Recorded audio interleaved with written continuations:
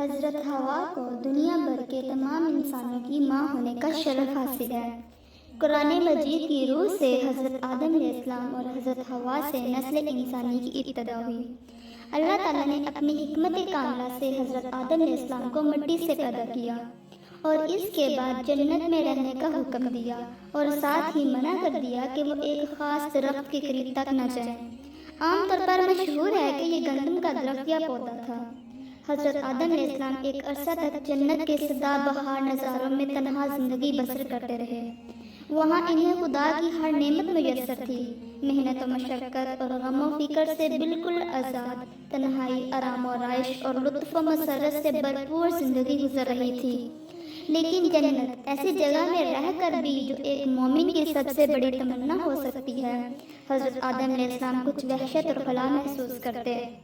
وہ فردوس کی بہاروں میں رہتے ہوئے بھی تنہائی کی وجہ سے کھوئے کھوئے رہتے، کیونکہ ان کی فطرت کسی مونس و ہمدم کی متلاشی تھی۔ چنانچہ اللہ تعالیٰ نے حضرت آدم علیہ السلام کی افسردگی اور اداسی کو دیکھتے ہوئے حضرت حوا کو پیدا کیا۔ حضرت حوا کی پیدائش سے متعلق قرآن کریم میں صرف اتنا ذکر ہے، وَخَلَقَ مِنْهَا زَوْجَهَا، اور اس نفس سے اس جوڑے کو پیدا کیا۔ لیکن بائبل اور بعض دوسری روایات میں بتایا گیا ہے کہ حضرت حوا کو حضرت آدم علیہ السلام کی بائیں پسلی سے پیدا کیا گیا تھا۔ حضرت آدم کی تنہائی کا دور ختم ہوا اور وہ حضرت حوا کو پا کر بے حد مسرور و شادماں ہوئے۔ اللہ تعالیٰ نے ان کی فطرت کے مطابق تسکین قلب اور اطمینان کا سامان بہم پہنچا دیا۔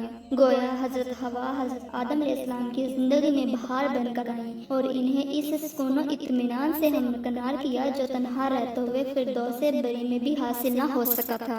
حضرت آدم علیہ السلام وہاں وحشت سی محسوس کرتے تھے۔ اللہ تعالیٰ نے دونوں کو جنت میں رہنے کی اجازت عطا کر دی، مگر ساتھ فرمایا، اے آدم، دیکھ لے یہ ابلیس تیرا اور تیری بیوی کا دشمن ہے، ایسا نہ ہو کہ تمہیں جنت سے نکلوا کر رہے اور تم محنت میں پڑ جاؤ۔ تمہارے لیے اب ایسی زندگی ہے کہ نہ تو اس میں بھوکے رہتے ہو، نہ برہنہ، نہ تمہیں پیاس ستاتی ہے اور نہ سورج کی گرمی تمہیں تکلیف پہنچاتی ہے۔ حضرت آدم اور حوا دونوں کو ہدایت کی گئی کہ وہ ایک درخت کے پاس نہ جائیں، جیسا کہ پہلے ذکر ہو چکا ہے۔ تھوڑا عرصہ گزرنے کے بعد ابلیس نے دھوکے اور فریب کا جال بچھانا شروع کر دیا اور مختلف طریقوں سے ان دونوں کے دلوں میں وسوسہ ڈالا کہ شجر ممنوعہ در حقیقت جنت کا وہ درخت ہے جس کا پھل کھانے کے بعد آدم و حوا ہمیشہ کے لیے جنت میں ہی مقیم رہیں گے۔ بعض روایات میں یہ بھی ہے کہ شیطان نے سب سے پہلے حضرت حوا کو بہکایا اور انہوں نے حضرت آدم علیہ السلام کو اس درخت کا پھل کھانے پر آمادہ کیا، لیکن قرآن سے یہ بات ثابت نہیں ہے۔ ہو سکتا ہے کہ یہ روایات بھی صداقت پر مبنی ہوں، کیونکہ قرآن مجید نے اس کی تفصیل بیان نہیں کی۔ چونکہ عورت کا ردہ کمزور ہوتا ہے، اس لیے شیطان نے اسی کمزوری کا فائدہ اٹھایا ہو، لیکن عام طور پر یہی خیال کیا جاتا ہے کہ حضرت حوا کی تخلیق کے بعد جنت کی پیش بہا نعمتوں، اللہ کے انعامات اور وہاں کی سراپا اطمینان زندگی کا صحیح طور پر احساس ہوا۔ تنہائی کا قرب دور ہونے کے بعد انہوں نے اپنی مونس و دمساز بیوی کے ساتھ جنت کی زندگی کا بھرپور لطف اٹھایا، تو ان میں فطری طور پر یہ خواہش بیدار ہوئی کہ وہ دائمی طور پر جنت میں ہی رہیں۔ شیطان نے ان کے دل میں یہی وسوسہ ڈالا کہ اگر وہ شجر ممنوعہ کا پھل کھا لیں تو ہمیشہ ہمیشہ جنت میں رہ سکتے ہیں، کیونکہ یہ شجر خلد ہے اور اس کا پھل کھانے سے سرمدی، آرام اور قرب الہی نصیب ہو سکتا ہے۔ شیطان نے انہیں یقین دلانے کے لیے قسمیں اٹھائیں اور انہیں ہر ممکن طریقے سے یہ باور کرایا کہ وہ ان دونوں کا دوست اور خیر خواہ ہے، دشمن ہرگز نہیں ہے۔ اس لیے آدم و حوا کو اس کی رائے پر ضرور عمل کرنا چاہیے۔ چنانچہ دونوں میاں بیوی کچھ بہک گئے اور سب سے پہلے انسانی خواص میں سے جو چیز ظاہر ہوئی وہ بھول تھی۔ آخر انسان تھے، دونوں بھول گئے اور اللہ تعالیٰ نے انہیں تاکید کے ساتھ اس درخت کے قریب تک پھٹکنے سے منع کیا تھا۔ یہ کبھی نہیں ہو سکتا تھا کہ حضرت آدم علیہ السلام نے حکم ربانی کو ٹھکرا کر دانستہ یہ حرکت کی ہو، کیونکہ خود خداوند تعالیٰ نے ان کا سینہ علم کے نور سے منور فرمایا تھا۔ انہیں قرب الہی حاصل تھا اور ان کا دل جلیات الہی کا مرکز تھا، اس لیے یہ بات تصور میں بھی نہیں آ سکتی کہ حضرت آدم علیہ السلام سے گناہ سرزد ہوا یا انہوں نے جان بوجھ کر اللہ کے حکم کی خلاف ورزی کی۔ حقیقت یہی ہے کہ وہ بھول گئے اور انہوں نے اس ممنوعہ درخت کا پھل چکھ لیا۔ اس کے چکتے ہی انہیں اپنی تمام انسانی کمزوریوں کا احساس ہو گیا اور اپنے تمام بشری لوازم انہیں معلوم ہو گئے۔ دیکھا تو دونوں نے خود کو بالکل برہنہ محسوس کیا، فوراً پریشانی کے عالم میں اپنے سطر پتوں سے ڈانٹنے لگے۔ اسی حالت میں ان دونوں پر عتاب الہی نازل ہوا اور بارگاہ الہی سے حکم ہوا، تم دونوں اکٹھے یہاں سے نکل جاؤ، تم میں سے ایک دوسرے کا دشمن ہوا، پھر اگر میری طرف سے تمہارے پاس کوئی پیغام آیا تو جو کوئی میری ہدایت پر چلے گا وہ نہ تو گمراہ ہوگا اور نہ دکھ میں پڑے گا۔ حضرت آدم علیہ السلام اور حوا نے انتہائی ندامت اور شرمساری سے اپنی بھول کا اقرار کیا اور بے حد خشوع و خضوع کے ساتھ توبہ استغفار کرتے رہے، گریہ گزاری کے ساتھ دعا کرتے رہے کہ الہی میں نے جان بوجھ کر تیرے حکم کی خلاف ورزی نہیں کی بلکہ مجھ سے بھول ہو گئی ہے۔ آخر دریائے رحمت جوش میں آیا اور اللہ نے انہیں معاف فرما دیا۔ ان دونوں سے یہ کہہ دیا گیا کہ تمہیں دنیا میں جا کر اللہ کے نائب کی حیثیت سے رہنا ہوگا،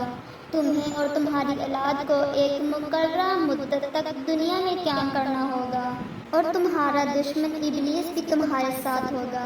اگر تم دنیا میں ہمارے صحیح معنوں میں نائب اور نیک بندے ثابت ہوئے تو تمہارا اصلی وطن جنت تمہارے لیے مخصوص رہے گا۔